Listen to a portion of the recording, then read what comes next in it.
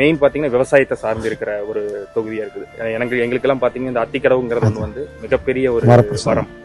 அது இல்லைன்னா இன்னைக்கு வந்து எங்களோட பண்டம்பாடிகள் கூட தண்ணி இல்லாத நிலைமைக்கு போயிருக்கும். இன்னைக்கு வந்து எங்க குளங்குட்டைகள் இருக்கு, இன்னுமே நிறைய குளங்குட்டைகளுக்கு போய் சேர வேண்டியது இருக்குது. அது வந்து நம்ம ஆட்சி வந்தா கண்டிப்பா அது எல்லா குட்டைகளுக்கும் கொண்டு போய் சேர்த்த முடியுங்களா? கண்டிப்பா. உங்களுக்கு பாருங்க, அத்திக்கடவு அவிநாசி திட்டம் வந்து கிட்டத்தட்ட ஒரு 60 வருஷம் கனவு.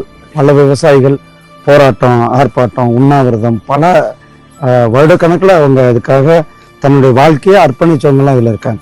ஸோ கடைசியாக அதுக்கான ஒரு விடிவு பலந்து ஒரு விவசாயியால் தான். ஆனால் எடப்பாடியார் அவர்கள் முதலமைச்சர் ஆகும்போது கிட்டத்தட்ட 1500 கோடி ரூபாய் அதுக்கு நிதி ஒதுக்கி முழுமையாக ஒரு 90% திட்டத்தை வந்து முடிச்சு வச்சிட்டார்.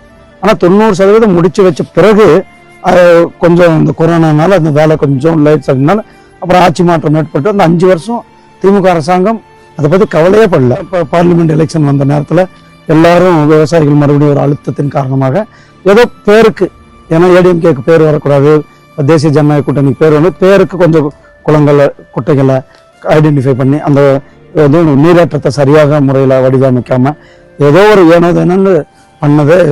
இப்போ நிறைய குளங்கள் விட்டு போயிருக்கிறது, நிறைய குளங்கள் விட்டு போயிருக்கிறது.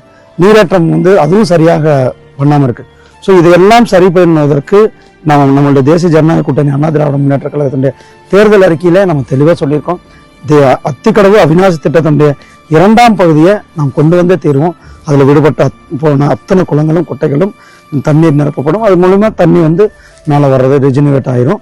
அதனால விவசாயிகளுக்கு, கால்நடைகளுக்கு, நமக்கு குடிக்கிறதுக்கு எல்லாருக்குமே தண்ணி பிரச்சனை வந்து முழுமையாக தீர்ந்து இந்த பகுதி ஒரு செழுமையான விவசாய பகுதியாக மாறும்.